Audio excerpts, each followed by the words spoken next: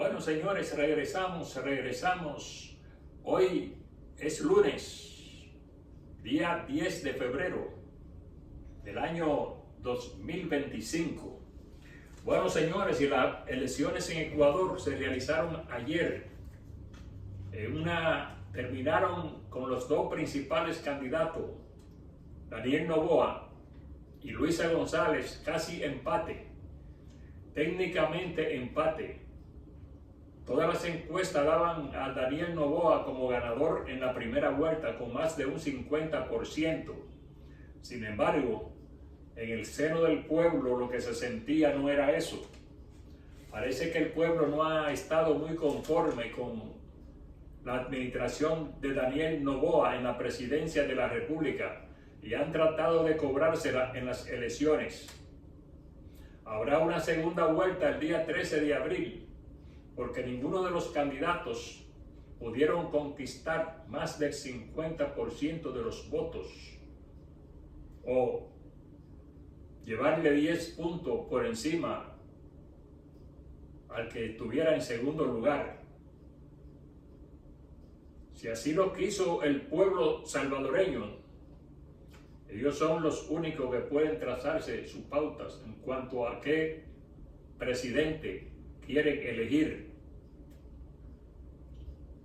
Vendrá un correísta si gana Luisa González. Pero allá los ecuatorianos, que son quienes tienen que dirigir su destino. Vamos a escuchar del Universal lo que estuvo pasando en el día de ayer. El presidente de Ecuador, Daniel Noboa, y la candidata del correísta Movimiento Revolución Ciudadana, Luisa González, se fueron a una segunda vuelta de las elecciones presidenciales, la cual fue convocada para el 13 de abril. Esto luego de que en la jornada electoral del domingo 9 de febrero obtuvieran prácticamente un empate técnico de acuerdo con el 77% del escrutinio. Noboa, quien se encuentra con apenas medio punto porcentual por encima de su rival, obtuvo por el momento el 44.53% de los votos, mientras que González tiene por ahora el 44.07% de las papeletas, según los datos proporcionados por el Consejo Nacional Electoral. La presidenta de dicho consejo, Diana Atamaint, dijo que de mantenerse esta tendencia, los ecuatorianos volverán a las urnas el 13 de abril, puesto que es necesario que uno de los dos candidatos supere el umbral del 50% para declarar su victoria en la primera vuelta. Los otros 14 candidatos quedan muy lejos de los dos favoritos y solo dos han superado el 1% de los votos. Leónidas Issa fue uno de los aspirantes que denunció un trato favorable hacia Noboa de cara a los comicios. Daniel Noboa, heredero de la familia más rica de Ecuador, se convirtió en octubre de 2023 en el presidente ecuatoriano más joven de la historia, al imponerse las elecciones presidenciales anticipadas tras la caída de su predecesor Guillermo Lasso, quien... Bueno, señores, y tan pronto comenzaron el conteo de los votos, Daniel Noboa no subió un punto más. Solamente Luisa González iba subiendo en la escala de la computadora a medida que iban sacando los votos, los números, lo que dejó mal parado a Noboa, porque ahora tendrá que buscar a los Pachacuti para poder en una segunda vuelta tratar de ganarle a Luisa González, a quien él creía que iba a derrotar muy fácil. Y yo le decía, puede ser una sorpresa lo que haya, no se duerma en sus laureles. Bueno, señores, y Donald Trump impuso aranceles al hierro y al aluminio, al acero y al aluminio de todos los países del mundo. Cualquier país del mundo, sin excepción, tiene aranceles del 25% en cualquier mercancía de aluminio o de acero que venda en los Estados Unidos. Esto quiere decir que todas las personas que compren una mercancía, cualquier objeto que contenga acero o aluminio, tendrá que pagar más dinero, porque cada vez que se habla de aranceles, se está hablando del bolsillo del consumidor, porque El que trae la mercancía paga los aranceles en aduana, pero nosotros tenemos que pagarlo en el supermercado cuando vamos a comprarlo.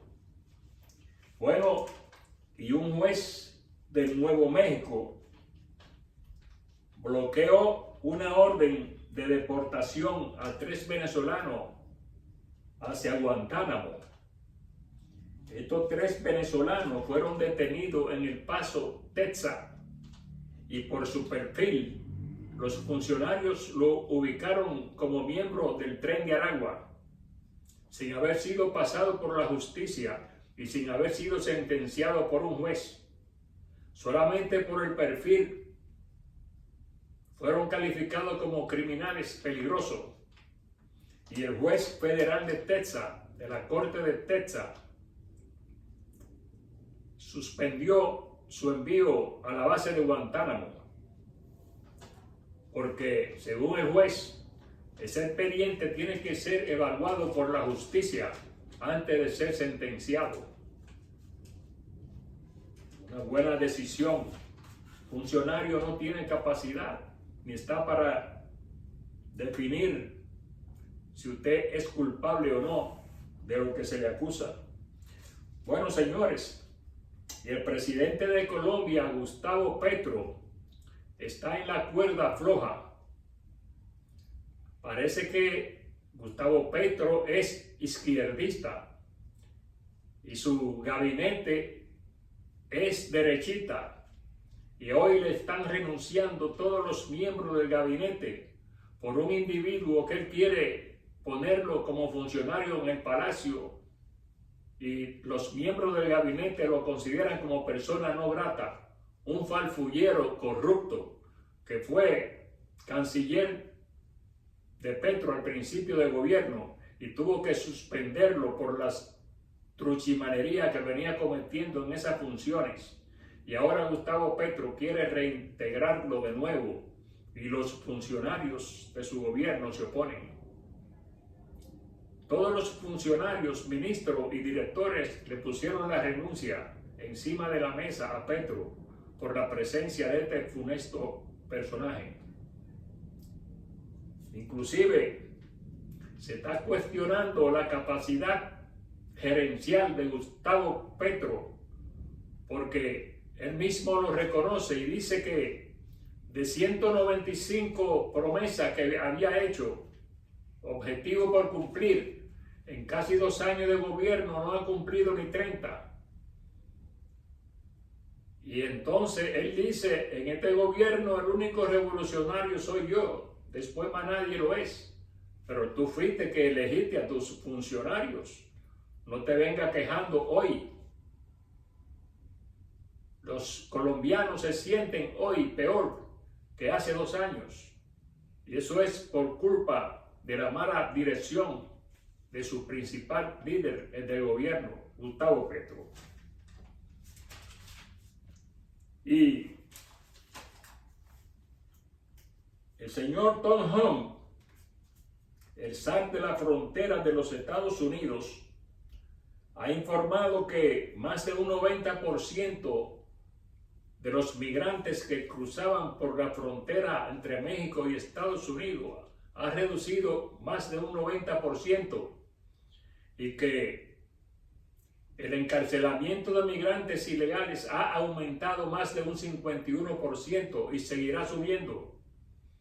Que tan pronto se complete el equipo de andamiaje para producir las deportaciones masivas, comenzarán masivamente los apresamientos de indocumentados en las calles.